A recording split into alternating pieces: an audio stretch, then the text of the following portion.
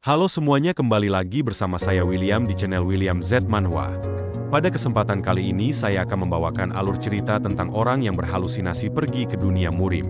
Sebelum lanjut jangan lupa untuk klik tombol subscribe dan tekan tombol loncengnya. Kalau begitu langsung saja ke ceritanya. Diperlihatkan pada suatu jurang yang dalam terdapat seorang laki-laki yang adalah MC pada manhwa kita kali ini, dan terlihat juga seorang perempuan yang berada di samping MC. Lalu sang MC berkata, "Sudah ku bilang berhentilah menggangguku." Lalu wanita itu mencolek obat yang sedang dibuat oleh MC. Dan wanita itu mengatakan rasanya manis. Lalu MC pun langsung mendorongnya dan berkata, "Hei, ini adalah obat bukan permen."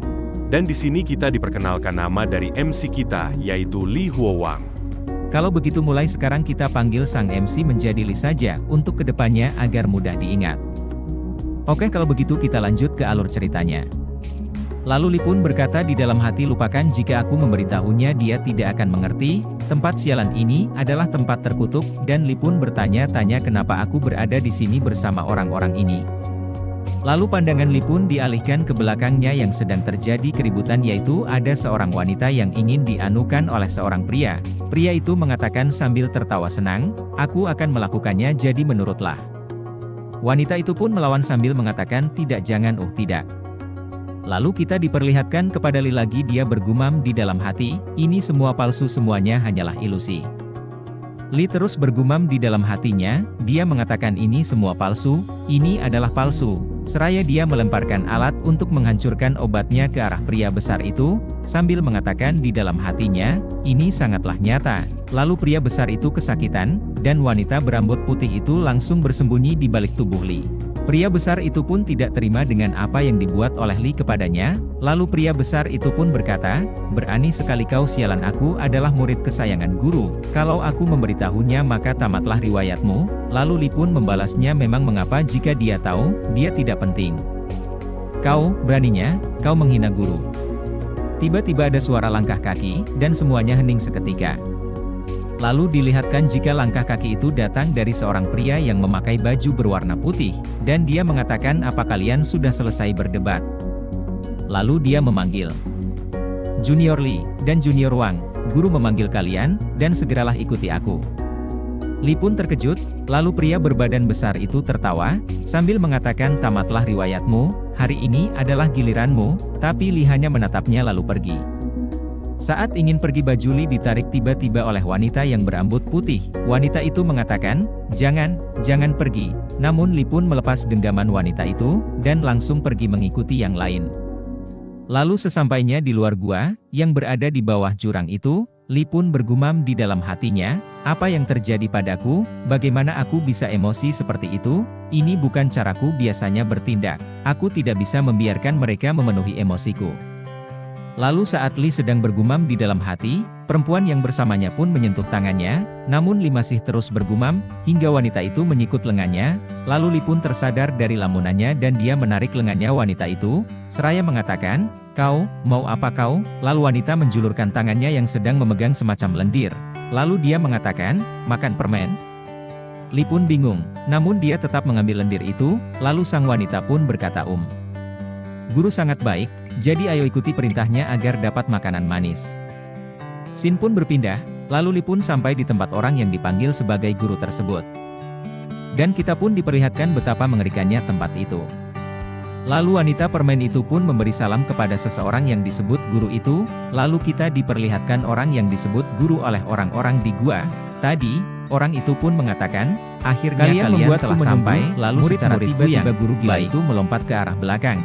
Dia pun mendarat di belakang Lee dan wanita permen, lalu secara tiba-tiba dia melempar wanita permen itu ke suatu kuali besar di depannya itu, lalu guru gila itu melompat ke atas kualinya, dan dia pun langsung menggeprek wanita permen itu hingga darahnya bercucuran. Lalu guru gila itu mengatakan, "Naga kayu menjadi jangkar semangatku. Nyalakan tungkunya dan sempurnakan pilnya, hahaha." Melihat kejadian itu pun Lee pun terkejut, lalu diperhatikan jika ada dua orang wanita yang sedang menumpahkan suatu cairan ke dalam sebuah tungku pil. Tadi, seraya kejadian itu Lee bergumam di dalam hati, "Palsu, ini rasanya palsu, dan orang gila itu juga palsu." Lalu guru gila itu bertanya kepada Lee, "Aku dengar kau menyebutku tidak penting. apakah itu benar? Namun Li tidak membalasnya dan dia masih bergumam di dalam hati. Jika ini semua adalah palsu. Kesal diacuhkan Li, guru gila itu pun menerjang ke arah Li seraya ia mengatakan, jawablah apa kau bisu. Saat dia sebentar lagi ingin menyentuh tubuh Li, tiba-tiba ada cahaya hijau, lalu Sin pun berpindah kepada seseorang yang baru saja membuka matanya, lalu diperhatikan jika ada seorang pria yang sedang berbaring terikat di suatu ranjang rumah sakit. Lalu pria itu mengatakan jika semuanya adalah palsu. Sin pun berpindah lalu kita diperlihatkan percakapan antara pria muda tadi dengan seorang dokter. Bagaimana perasaanmu Li? Apakah ada perubahan pada halusinasimu itu? Dan apakah ada keluhan baru? Atau tetap kejadian yang sama yang kau alami selama ini? Lalu Li pun mengatakan, tapi, apa aku sudah memberitahumu tentang Wang Shiwei? Lalu kali ini juga si guru botak itu membunuh seseorang tepat di depanku. Dia menghancurkannya sampai berkeping-keping hanya untuk memurnikan sebuah pil. Lalu dokter itu pun menyatat semua keluhan Li itu. Li pun mengatakan, dokter bisakah kau memberitahuku, apa maksudmu ketika kau mengatakan halusinasi yang berbeda, dan apakah hal tersebut mencerminkan psikologis dan alam bawah sadarku? Sang dokter pun mengatakan, tidak usah memikirkan hal itu. Yang harus kau perhatikan adalah durasi setiap halusinasimu, dan stabilkanlah mentalmu.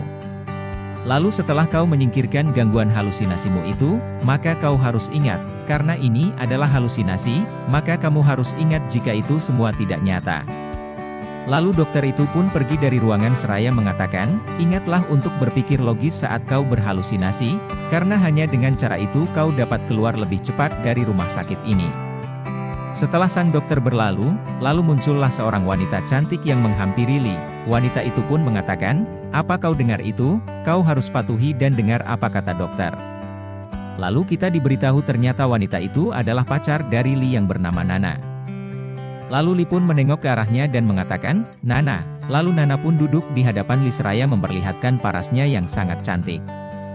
Lalu Li pun mulai mengeluarkan senyuman anehnya, seraya menggoda wanita manis itu, lalu Nana pun mengatakan, berhentilah tertawa, karena aku membawakan sesuatu untukmu.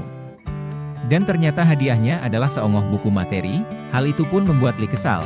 Li mengatakan, apa maksudmu Nana? Padahal kita sudah berteman sejak kecil, apa ini caramu membalas dendam kepadaku? Lalu Nana pun menggeplak kepala Li dan mengatakan tentu saja tidak, aku juga membawa hal lain. Lalu Nana pun menunjukkan suatu Nintendo kepadanya.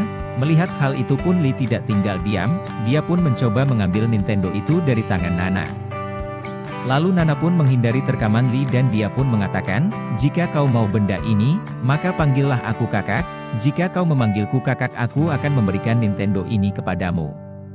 Lalu Li pun langsung memanggilnya kakak, oh kakakku tersayang, seraya ia mengambil Nintendo itu dari tangan Nana. Li pun mulai memainkan Nintendonya seraya ia mengatakan kau tidak tahu betapa membosankannya tinggal di rumah sakit jiwa ini, meskipun aku tidak gila, namun aku hampir menjadi gila karena ini. Lalu Nana pun mengatakan, kau harus mengurangi bermain game, dan kerjakan permu itu, dan juga jangan lupa tentang janji kita. Li pun tercengang dan mengatakan janji? Aku ingat bahwa kita berjanji bahwa kita akan memasuki universitas yang sama. Seraya ia memeluk Nana ia mengatakan, aku berjanji aku pasti akan sembuh, Nana. Lalu Nana pun membalas pelukan hangat dari Li seraya ia mengatakan, baiklah cepatlah pulih, karena aku akan selalu menunggumu. Percakapan tadi pun menjadi penutup part dari cerita halusinasi Dao jahat ini, dan terima kasih kepada semua yang sudah menonton video ini sampai habis. Saya William, pamit undur diri. Adios.